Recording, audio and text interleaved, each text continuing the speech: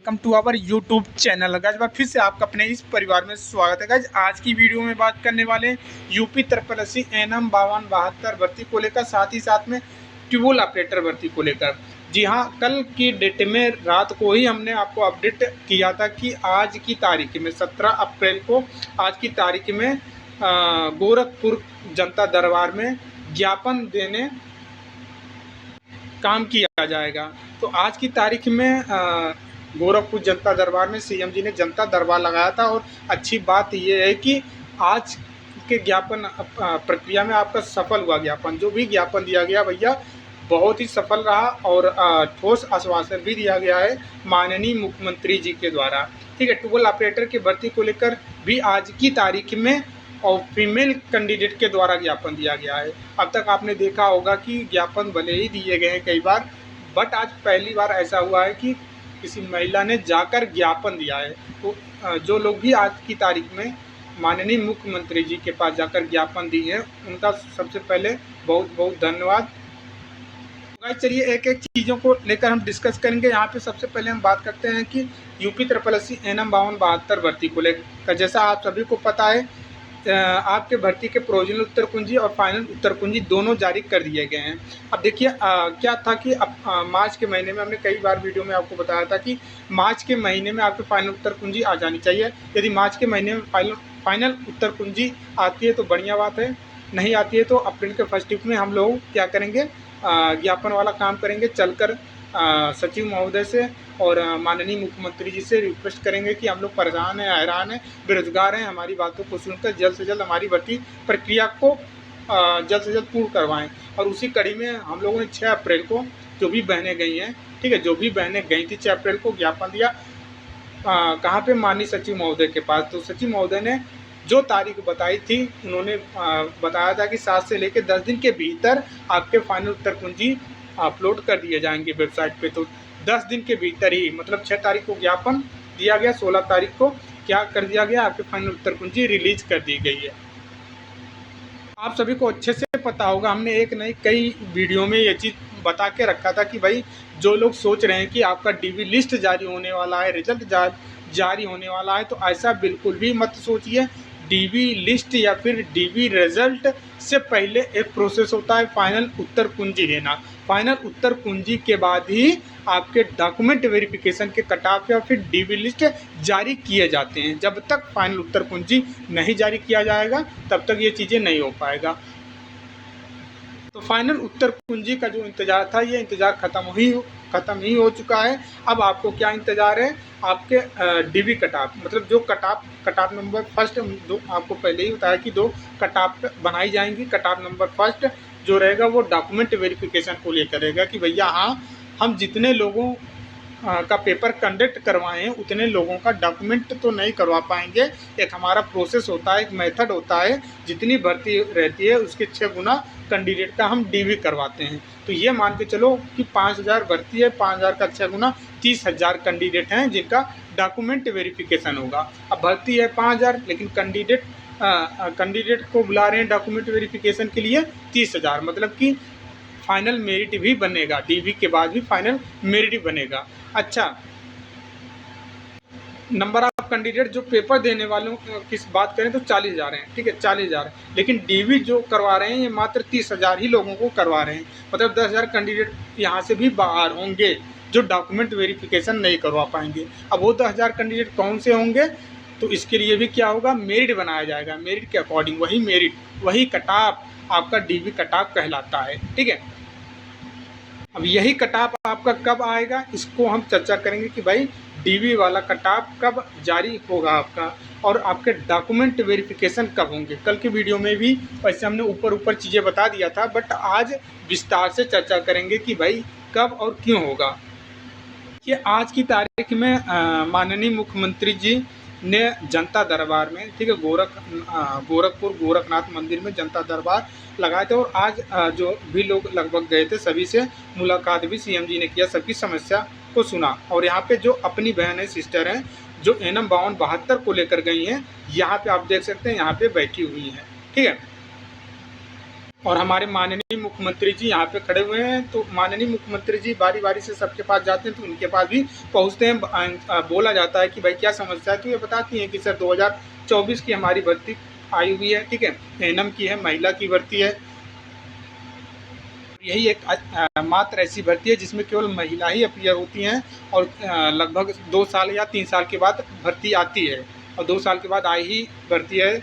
2022 में दिया था, फिर 24 में भर्ती आई है, तो और 24 से अब 26 चल रहा है। हम लोग इसका पेपर दिए हैं, तो बेसब्री से इंतज़ार है इसका फाइनल प्रक्रिया को लेकर। तो डीवी को लेकर आए हैं ज्ञापन। तो माननीय मुख्यमंत्री जी देखते हैं, बोलते हैं अच्छा वेरिफिकेशन अभी तक नहीं हुआ, इस पर कार्रवाई होगा। इन्होंने बोला कि ठीक है, इस पर जल्द से जल्द कार्रवाई होगा और आपका डीवी जल्द से जल्द होगा, आप लोग बिल्कुल भी परेशान ना हो। ये ठोस आश्वासन आज की तारीख में दिया गया है माननीय मुख्यमंत्री जी की तरफ से।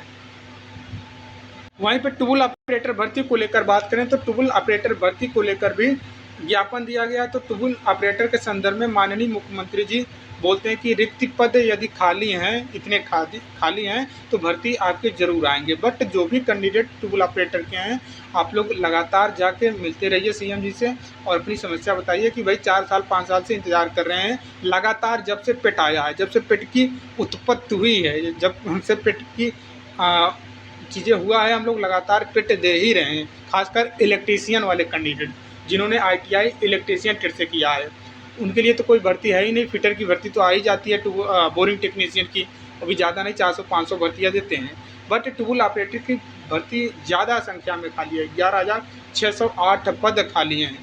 तो ये भर्तियों का लंबे समय से इंतज़ार है, इसको जल्द से जल्द बहाली किया जाए ताकि हमारी ITI का जो हमने किया है सर्टिफिकेट, डिग्री जो भी बोल सकते हो, इसका सही जगह इस्तेमाल हो सके, सही जगह यूज हो सके। नहीं तो उसको बंद बक्से में लेमिनेशन करवा के उसमें भी ऑलरेडी जंग लग रहे हैं।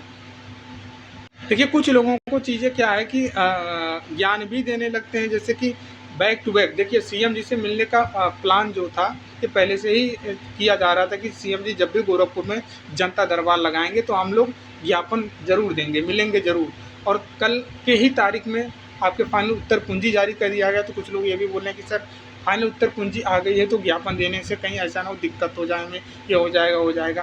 भाई उत्तर प्रदेश का सिस्टम यही हमें बहुत अच्छा लगता है कि आप अपनी समस्या को रख सकते हो, जाके मिल सकते हो, और बहुत ही आसानी के तरीके से आपको ज़्यादा पापड़ बेलने नहीं होते हैं। चाहे स्वास्थ्य मंत्री जी से मिलना हो, चाहे मुख्यमंत्री जी से मिलना हो, चाहे जिन लोगों से भी मिलना हो, आप बड़े आसानी से जाके मिल सकते हैं और शांतिपूर्वक, बिना हल्ला गुल्ला किए हुए। ये नहीं कि हम 4 दिन पहले ही वीडियो बना के बताते रहें कि हम ये करने वाले हैं, हम वो कर देंगे, हम भारी संख्या में आओ, भीड़ लग के आओ, ये करके आओ, ग्रुपबाजी करते रहें। तो भैया ऐसा करने से चीज़ें नहीं होती है। अगर आप परेशान हो, ठीक है, आप परेशान हो, आप हल्ला नहीं करेंगे, आप शांतिपूर्वक अपनी समस्या जाके बताएंगे तो आपकी समस्या पे काम किया जाएगा और पॉजिटिव रिजल्ट भी उसके मिलते हैं। जो भी ज्ञानी आदमी हैं बोलते हैं कि मात्र एक लोगों से ज्ञापन देने से कुछ नहीं होता है। तो माननीय मुख्यमंत्री जी किस लिए जनता दरबार लगाते हैं? माननीय स्वास्थ्य मंत्री जी किस लिए जनता दरबार लगाते हैं? समस्या को सुनने के लिए, समस्या पे काम करने के लिए ही लगाते हैं, ना कि टाइम पास करने के लिए। आप ही बता दीजिए, यदि आपको इतना ही ज्ञान है, आप बोलते हो कि ज्ञापन देने से फिर ज्ञापन करने से चीज़ें नहीं होती है, तो हमें आप ये इतना ही बताने का कष्ट करें कि भाई किस लिए फिर चीज़ें किया जाता है। जनता दरबार में जाके ज्ञापन देकर आइए, बहुत ही सम्मान तरीके से, जिस तरीके से सम्मान दिया जाएगा, शांतिपूर्वक आप जा रहे हैं बिना किसी चीज़ को लेकर हंगामा किए, तो आपको शांतिपूर्वक आराम से इत्मीनान से बैठाकर पानी भी पिलाया जाएगा और आपकी समस्या को सुना भी जाएगा। हर एक चीज़ पॉजिटिव चीज़ें में किया जाएगा और यही सिस्टम हमें बहुत अच्छा लगता है कि भाई हमें अगर अपना समस्या बताना होगा माननीय मुख्यमंत्री को, बहुत ही आसानी से हम बता सकते हैं। ये सिस्टमेटिक तरीका अपनाकर अब हर एक चीज़ अपनी समस्या को जो भी लोग हैं और तमाम लोग कर भी रहे हैं। आप पहले देखते होंगे इतना कम जागरूक नहीं होते थे लोग, नहीं पता, लेकिन चीज़ें धीरे धीरे क्या है, आपकी भर्ती ही नहीं आ रही थी तो बहुत से ऐसे कैंडिडेट हैं अभी इनको नहीं पता होता, ट्रस्ट भी नहीं होता है कि जैसे कि लास्ट 6 अप्रैल को जब ज्ञापन दिया गया, ठीक है, हम वीडियो बनाए, वहाँ पे शूट किए और बता रहे हैं कि ज्ञापन दिया गया, तो कई कमेंट आए थे कि क्यों फालतू में व्यू बनाने के चक्कर में आप वीडियो बनाते हो, कोई नहीं गया था। अरे भाई, आप घर बैठ के देख रहे हो ना कि आपकी नज़र में तो कोई नहीं गया है ना, बट जो इंसान कर रहा है, जो जा रहा है, उसको तो पता है कि वो जाके ये चीज़ें करके आया है। क्या वो जो लोग गई हैं, जो लोग जा रही हैं, अब क्या वो हर एक ग्रुप में जाके अपना उनमें क्वालिटी है ही नहीं, उन लोगों में ये क्वालिटी है ही नहीं कि जा के ये बताते फिरते रहें, क्रेडिट लेते रहें कि हमने गया, ये कर दिया, हमने वो कर दिया। किसी में हमारी जो भी बहनें हैं, जो उनसे जुड़ी हुई हैं, या फिर जो हमारे कहने के अनुसार चीज़ें करती हैं, जाती हैं, ठीक है, हमारे मार्गदर्शन में चीज़ें करते हैं, उनमें ये क्वालिटी है ही नहीं क्रेडिट लेने वाली, और ना ही किसी को छोटा, ना किसी को बड़ा समझती हैं। अगर आप उनके सामने आप बता रहे हो, सही चीज़ें कर रहे हैं, तो वो आपको भी बातों को फॉलो करती हैं। ये क्वालिटी रखती हैं हमारी बहनें जो भी हैं। अब जब हम बोलते हैं इनसे, गोरखपुर के प्रॉपर ही 3-4 बहन हैं, जब भी बोलते हैं तुरंत चली जाती हैं। लखनऊ के सिस्टर लोग हैं, जब बोलते हैं तुरंत चली जाती हैं। क्यों जाती हैं? क्योंकि इनको पता है कि सर यदि बोल रहे हैं, सर कह रहे हैं, तो ज़रूर कुछ चीज़ें होंगी तभी कह रहे हैं ना, और जाने से कुछ हासिल होगा तभी कह रहे हैं ना। भर्ती नहीं आई थी, भर्ती नहीं आ रही थी, सब प्रिडिक्शन, भविष्यवाणी चल रही थी कि जुलाई में आएगा, अगस्त में आएगा, लेकिन बैक टू बैक प्रयास किए गए, ज्ञापन रिक्वेस्ट किया गया, अपनी समस्या बताया गया कि हम परेशान हैं, लंबे समय से इंतज़ार कर रहे हैं, महिला की भर्ती है सर, जल्द से जल्द निकाल दिया जाए। तो भर्ती आपकी तब निकाली गई। एग्ज़ाम को लेकर हर एक चीज़ समझौता आप मांगने से मिलेगा, क्यों नहीं मिलेगा? हाँ, तब नहीं मिल सकता है, तब चीज़ें हो सकता है आपके साथ जब आप उग्रवादी तरीके से वहाँ पे चीज़ें करेंगे तो। और हर एक चीज़ को लेकर पेशेंस रखना सीख जाइए। जैसे क्या है कि पेशेंस आप में क्यों नहीं रह जाता है, किसी भी चीज़ को लेकर पेशेंस क्यों नहीं रह जाता है? क्यों? क्योंकि यूट्यूब है ना, यूट्यूब पे दिन भर आप, इस समय खाली समय है, दिन भर आप वीडियो स्क्रॉल करके देखते रहते हो, और एक्चुअल यूट्यूब का एल्गोरिदम भी ऐसा है कि भाई जिस टॉपिक से आपने वीडियो देख लिया, वही टॉपिक की वीडियो आपको ज़्यादा सजेशन करने लगता है, तो मजबूरन आप ना चाहकर भी वो वीडियो देखते हो। थंबनेल जो लगाए जाते हैं, इतने खतरनाक थंबनेल लगाए जाते हैं कि इंसान को मजबूर हो जाता है, वीडियो को क्लिक करने पे मजबूर हो जाता है, और वीडियो क्लिक करके देखने ही लगता है। वही वीडियो देख के आपके अंदर पेशेंस खत्म हो जाते हैं, क्योंकि उसी वीडियो में बताया जाता है कि बहुत जल्द ये होने वाला है, बहुत जल्द वो होने वाला है। जैसे अभी कल के डेट में कई लोगों ने मुझे मैसेज कर दिया, रात में 11 बजे 12 बजे तक मैसेज कर रहे हैं कि सर रिजल्ट 20 तारीख को आ रहा है क्या, रिजल्ट 25 तारीख को आ रहा है क्या। पता नहीं कहाँ से इनको चीज़ें पता हो जाती है कि 25 तारीख के आपके डीवी वाला रिजल्ट आ रहा है, 25 तारीख की डीवी लिस्ट आ रही है, 20 तारीख की डीवी लिस्ट आ रहा है। भैया अप्रैल में कोई भी उम्मीद मत रखिए आपकी, भले ही सीएम जी ने ठोस आश्वासन दिया हो, बट अप्रैल में उम्मीद ना ही रखो आप। क्यों?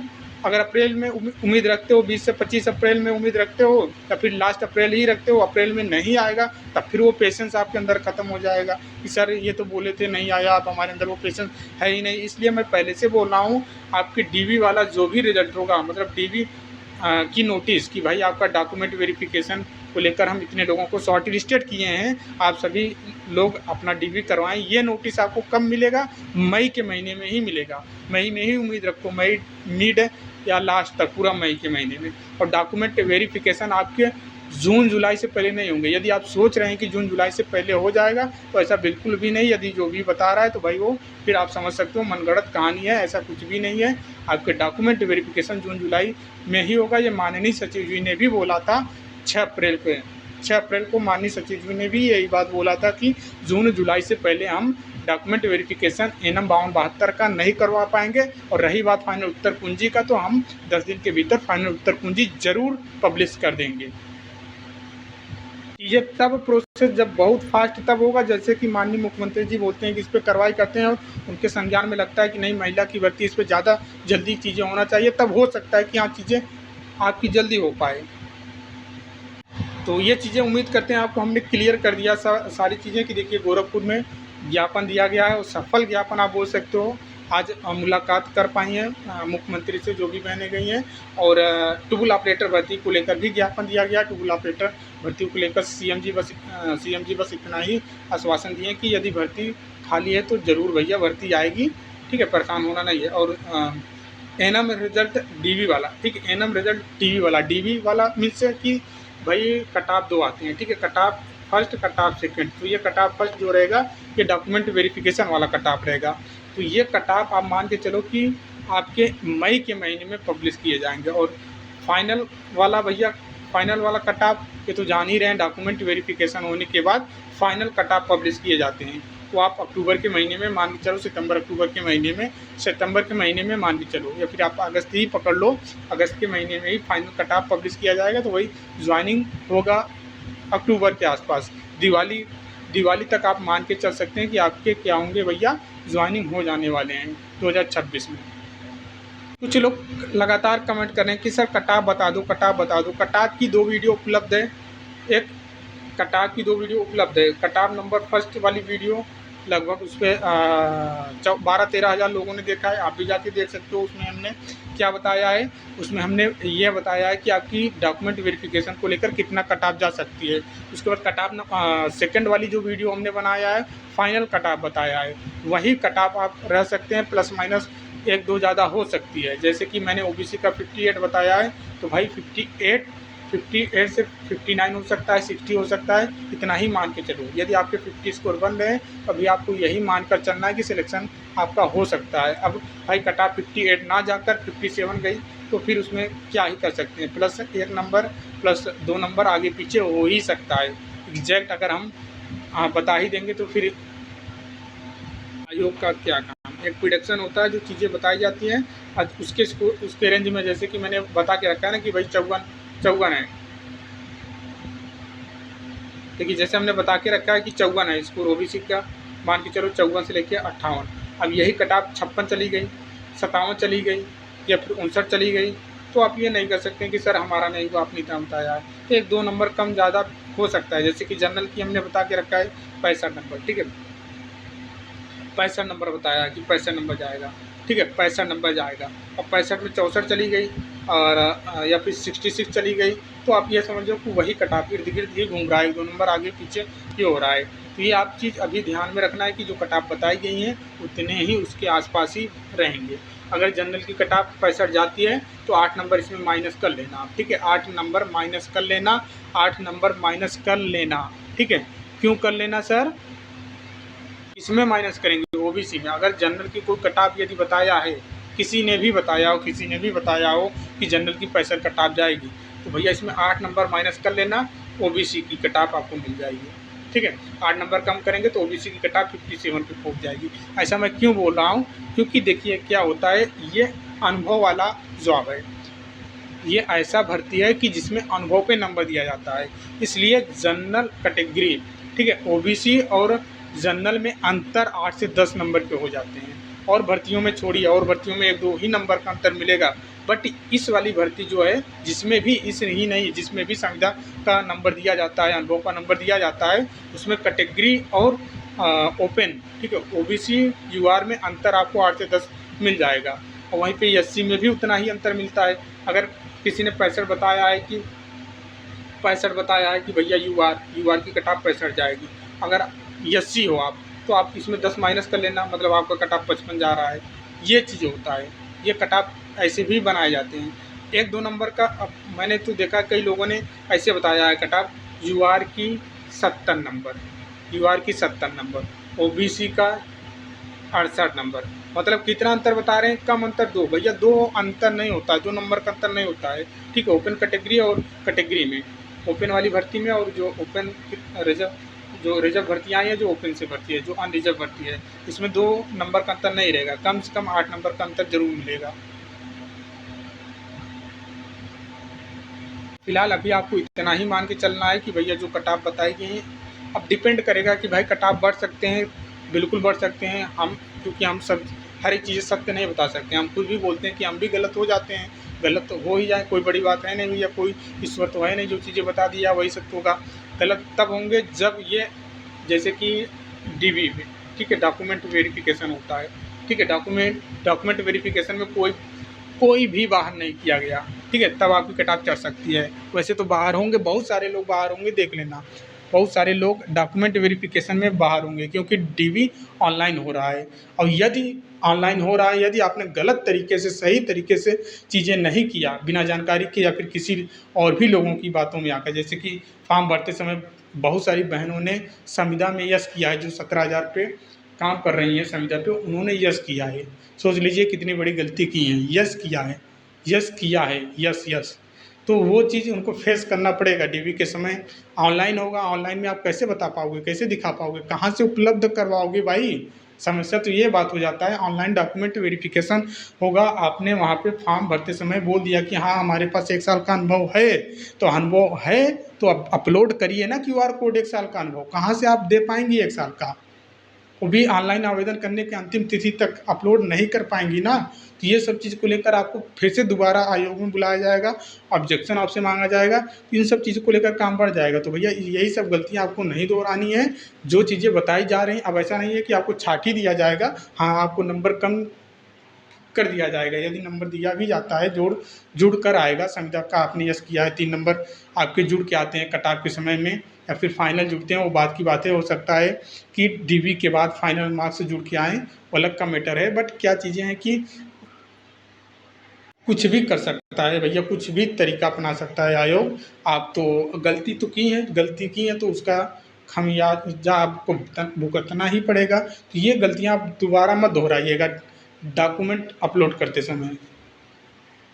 अच्छे से जब भी होगा, अच्छे से मैं प्रॉपर समय दूंगा, एक एक कैंडिडेट को समय दूंगा, पर्सनल कॉल करके पूछ लेना, मैसेज करके पूछ लेना। अगर रिप्लाई नहीं आता है, जैसे आप लोग की गलती क्या रहती है, एक मैसेज करते हो, वैसे तो मैं कोशिश करता हूँ रिप्लाई दे दूँ, रिप्लाई नहीं दे पाता हूँ तो लगातार मैसेज पे मैसेज कर देते हैं, 10-12 मैसेज, तब भी रिप्लाई नहीं आता तो डायरेक्ट कॉल कर देते हो। हाँ भाई, जब मैं सीन करूँगा आधे घंटे 1 घंटे में, मैं कहीं जा तो थोड़ी ना रहा हूँ, रहूँगा ना, आप ही लोगों के बीच रहूँगा।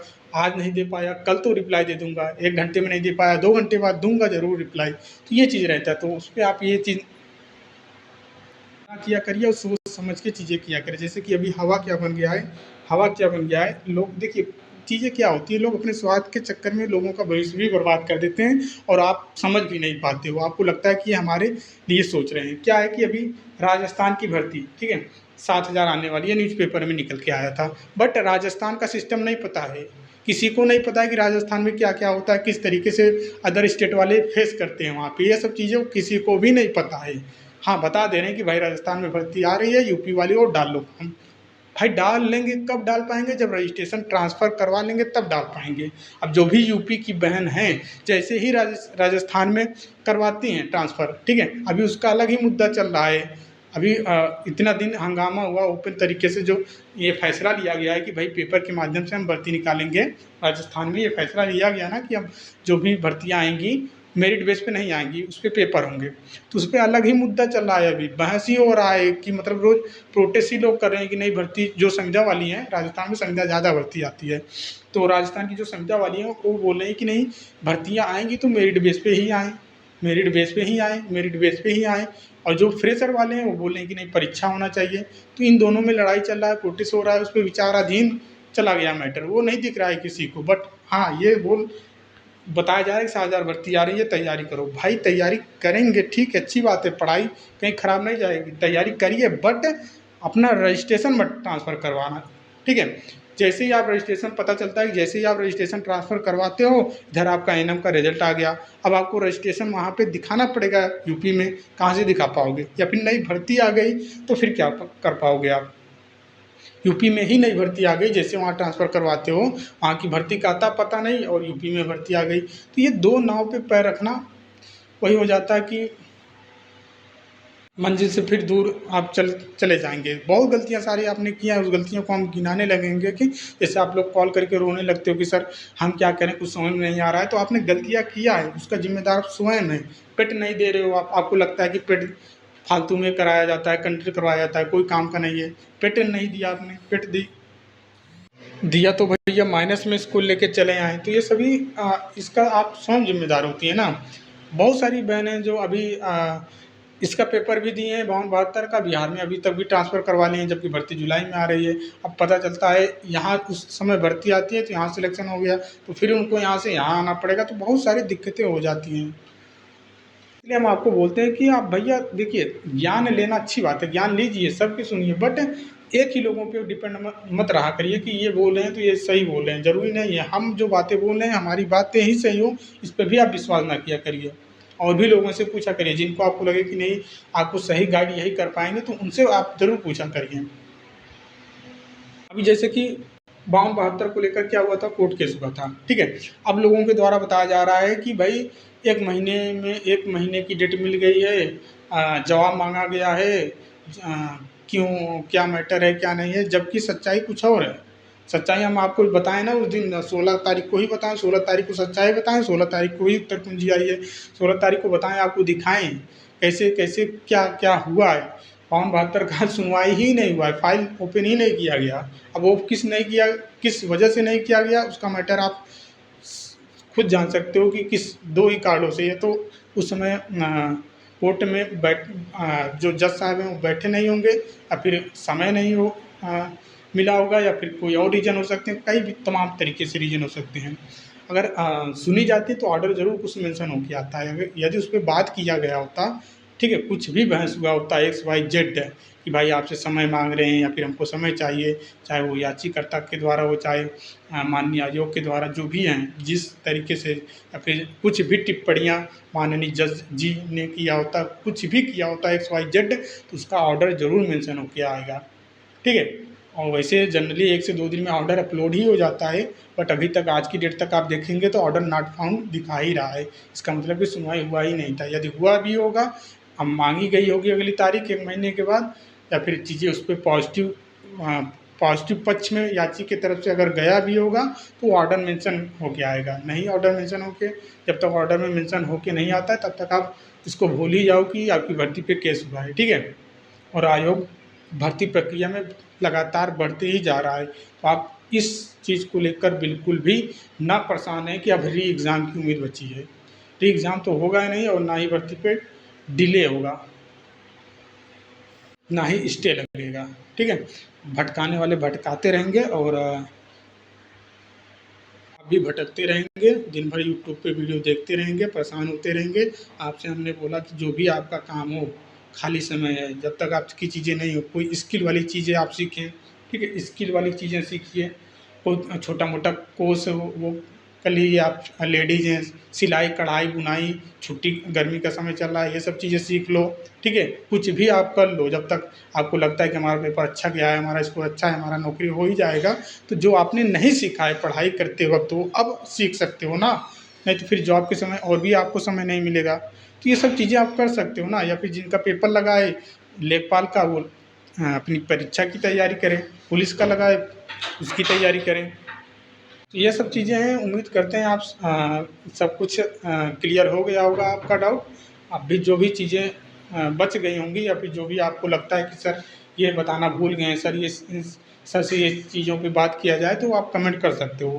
बाकी नंबर आपको पता ही है, और जो भी वैसे छोटा मोटा अपडेट रहता है ग्रुप में हम बता ही देते हैं। तो मिलते हैं नेक्स्ट वीडियो में, तब तक के लिए जय हिंद जय भारत। एक बार वीडियो को लाइक कर दिया करिए आप लोग, ठीक है। आप लोग लाइक ही नहीं करते हैं, पता नहीं क्या लगता है भाई, देखने को तो व्यूज़ और कमेंट से भर जाते हैं, कमेंट तो बहुत आते हैं, अच्छी बात है, बट लाइक ही नहीं आते हैं।